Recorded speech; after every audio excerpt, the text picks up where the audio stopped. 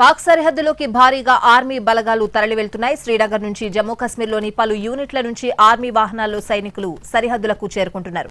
దీనికి సంబంధించిన మరింత సమాచారం మా ప్రతినిధి రాజు అందిస్తారు.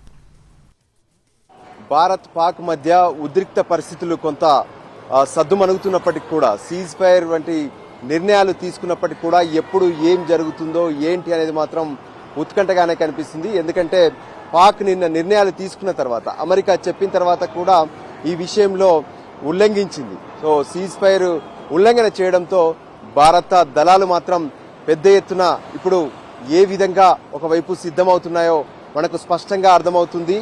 భారీ కాన్వాయ్లంతా కూడా ఇప్పుడు ఒకవైపు యుద్ధ భూమికి సిద్ధంగా వెళ్తూనే ఉన్నాయి. మనం చూస్తున్నాము ఏ స్థాయిలో కాన్వాయ్లు ముందుకు సాగుతున్నటువంటి పరిస్థితి ఉందో మనం స్పష్టంగా చూస్తున్నాము.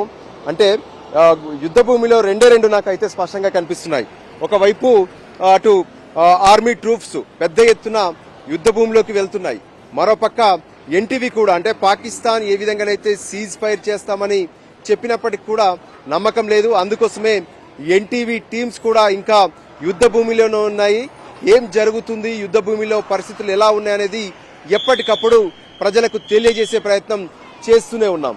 మనం చూస్తూనే ఉన్నాం ఏ రకంగా యుద్ధ భూమిలో పరిస్థితులు కొనసాగుతున్నాయనేది. ఇది ప్రస్తుతం ఇక్కడ ఉన్నటువంటి పరిస్థితి.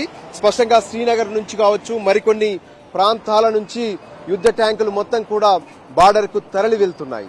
కెమెరా పర్సన్ సంజయ్ తో కలిసి రాజు, ఎన్టీవీ.